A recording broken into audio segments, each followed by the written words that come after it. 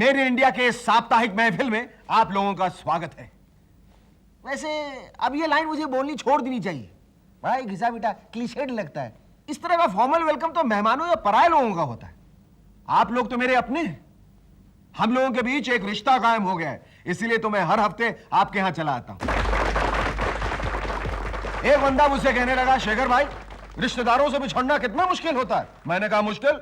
अरे भाई कई रिश्तेदारों से तो पीछा छुड़ाना संभव हो जाता है। कुछ रिश्ते प्राकृतिक यानी नेचुरल होते हैं, कुछ इंसान खुद बनाता है। जैसे माँ का रिश्ता नेचुरल है, पर सासू माँ यानी मदर इन लॉ की मुसीबत इंसान खुद मोल ले लेता है। उस दिन भदू पूछने लगा, शेखर भाई आपका कोई गरीब रिश्तेदार है? मैंने कहा मैं किसी गरीब रिश्तेदार को भाव ही नहीं देता।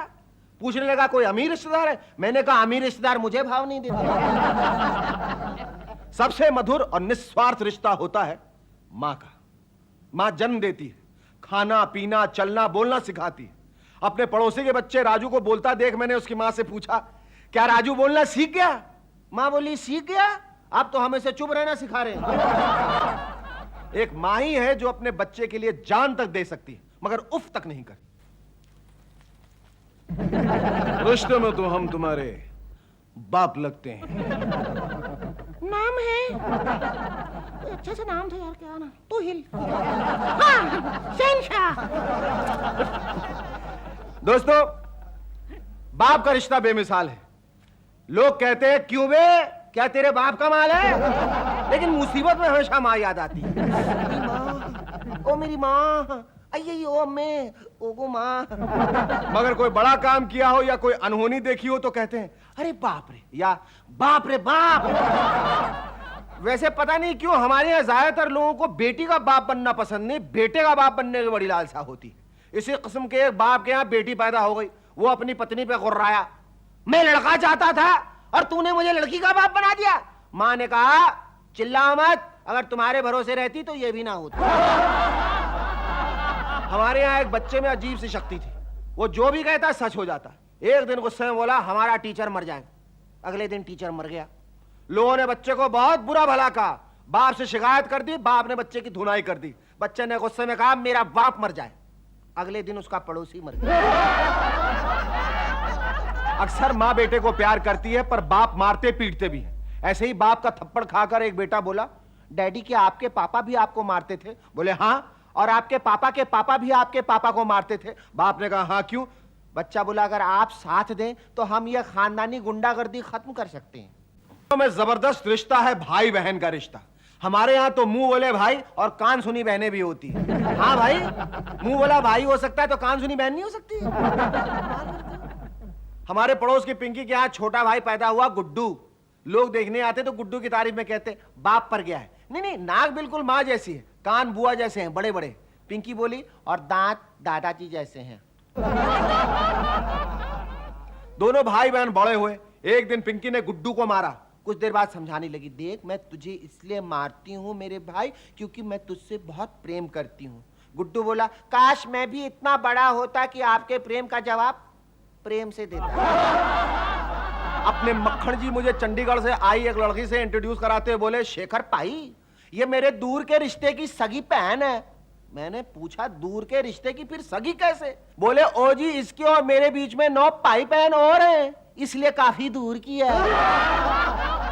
खैर दूर की हो या पास की, भाई बहन का प्यार कभी कम नहीं होता, क्योंकि बहन की तरह हर भाई भी जानता है कि एक दिन उसकी बहन किसी की दुल्हन बनकर अपना घर छोड़कर पराए घर चली जाएगी रे।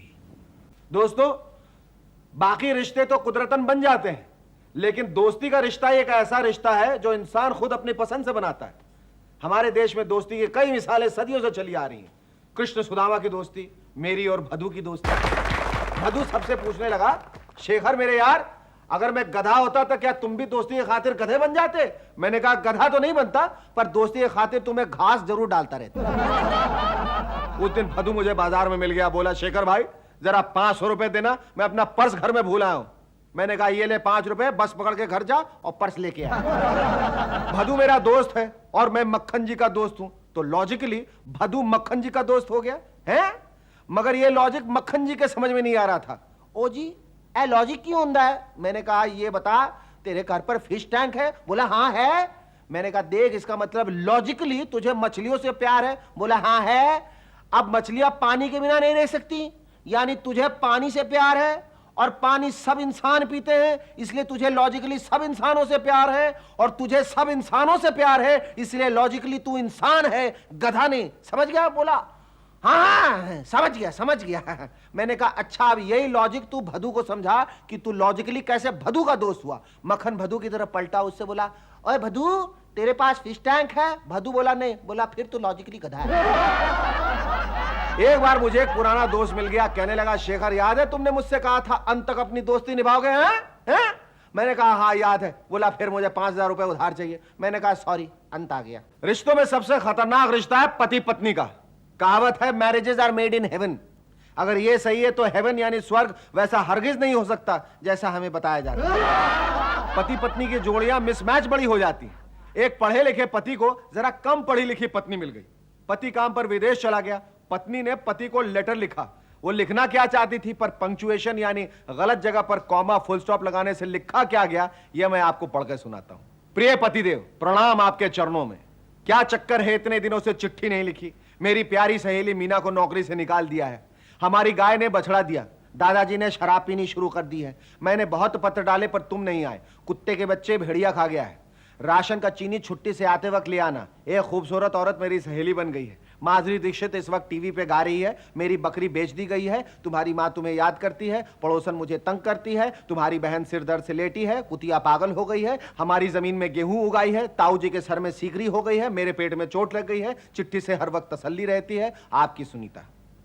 अब जरा गौर फरमाइए कि पंक्चुएशन की गलतियों के कारण पति ने यही पत्र कैसे पढ़ा। प्रिय पतिदेव प्रणाम, आपके चरणों में क्या चक्कर है। इतने दिनों से चिट्ठी ने लिखी मेरी प्यारी सहेली। मीना को नौकरी से निकाल दिया है हमारी गाय ने, बछड़ा दिया दादाजी ने, शराब पीनी शुरू कर दी है मैंने। बहुत पत्र डाले पर तुम नहीं आए। कुत्ते के बच्चे, भेड़िया खा गया राशन की चीनी। छुट्टी से आते वक्त ले आना है खूबसूरत औरत। मेरी सहेली बन गई है माधुरी दीक्षित। इस वक्त टीवी पे गा रही है मेरी बकरी बेच दी गई है तुम्हारी माँ।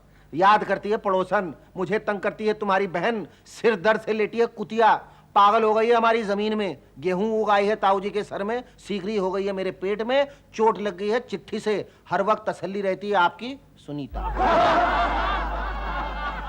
पति ने सर पीट लिया। हाय सुनीता, हमारी जोड़ी आगे कैसे जमेगी?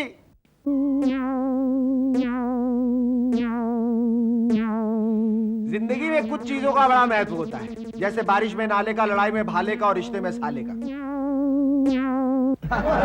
भारतवासी जीवन का रस लेना जानते हैं और रिश्तों की नजाकत को पहचानते हैं। साले और जीजे का रिश्ता भी बड़ा अटपटा है। मेरा साला मुझे शेर सुनाने लगा, बहन का हस्बैंड बजाकर बैंड, साले का खून पीजा वही है जीजा। ससुर साहब ने सवा शेर मारा। लेकर बीवी का सहारा, घर बैठकर ससुर से नोट ऐड कर, जो कर दे उसे बर्बाद वही है दामाद। देवर भाभी और जीजा साली के रिश्ते भी भारतीय परिवेश में चुलबुले हैं। अपना वो हाल है कि 7 सालियां हैं बड़ी, छोटी हुई ना एक। 7 सालियां हैं बड़ी, छोटी हुई ना एक। दाल भात होती बड़ी, छोटी मीठी केक। वैसे दोस्तों, सबसे बड़ा रिश्ता होता है इंसानियत का रिश्ता, प्यार मोहब्बत का रिश्ता।